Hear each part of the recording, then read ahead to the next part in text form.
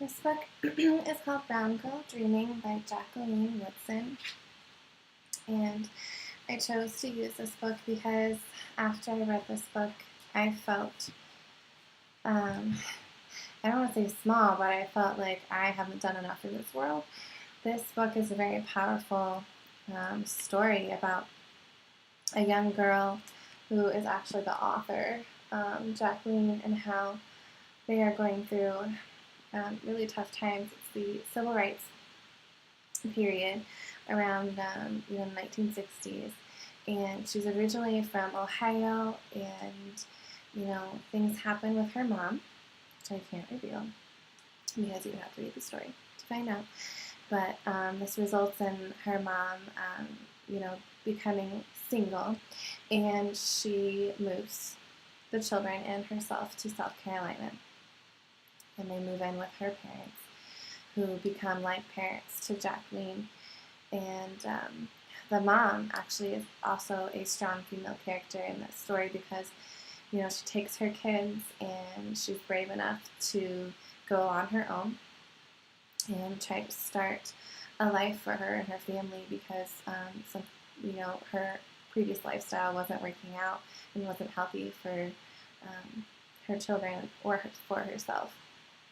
So she moves to find family who will help support her, which is, kind of what we all do when we are going through tough times. We try to find all of the support systems as possible. But that is, what you do. That's instinctive, and I think that's really important for young girls to know is that there's always another option. There's always another way, even when you think that there isn't. You have to fight for it, and there's ways that you can get to where you want to be. You just have to work really hard, and that's what this mom did for Jacqueline and her family. She goes to New York to find a job, and then they move back. They move to New York, and then they move back to South Carolina, and then finally back to New York. And this is where Jacqueline starts pursuing writing, and throughout the story, it's not like your typical layout organization of text would be. So there's just some titled mini stories in here, I guess you would say. They're not really. They're kind of like poems, but not really so much. It's kind of like journaling, just journaling her thoughts and what's happening, and she uses just even simple statements that are really powerful, and it just draws you into the story, and it makes you feel like you're a part of the story. And I like that, the story is told from a person who is this age, and so young readers can feel like they are a part of the story. They are inside the story. They are a character in the story because it's seen from a younger individual child's point of view instead of being narrated from like an adult or somebody telling the story. So I think that's something that children are able to connect more with as well. And then, it's a really good book. I really love this book. I don't want to give too much away about this because it's a really powerful story for you to read.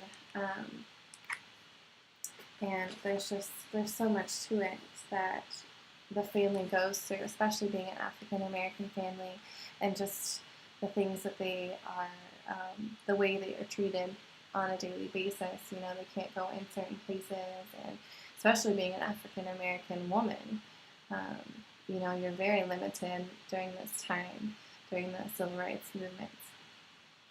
And so there's a lot of struggles, and there's a lot of, but there's also a lot of really positive things that happen in here too. So it sends a good message out to younger individuals that even though you can struggle and go through terrible things in your life, you can grow up someday to maybe sell books or do something amazing, and don't give up hope, especially as a woman, because we can be strong and we can be independent. We don't need other people to come and save us, like other stories that are out there that are giving young girls the idea that that's how we're supposed to live our lives, and all that matters is our outer beauty and not what's inside, and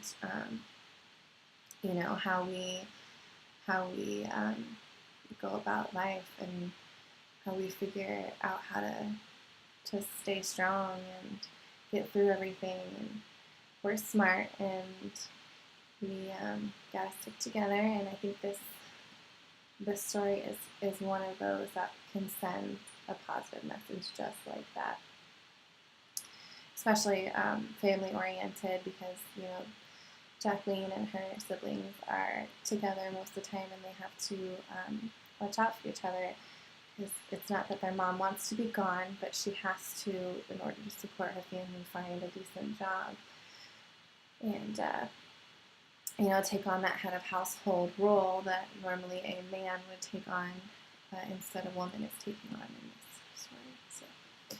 So. Yeah, I would use this for upper elementary, 3rd through 6th grade, middle school. I would even use this maybe to read aloud to younger students, just because of the organization of the way that the story is told. I might even use like a writer's workshop to focus on organizing, writing, and use some comprehension strategies that way. So yeah, read this book. I promise you, it's a good one, it's a great one, and you will love it.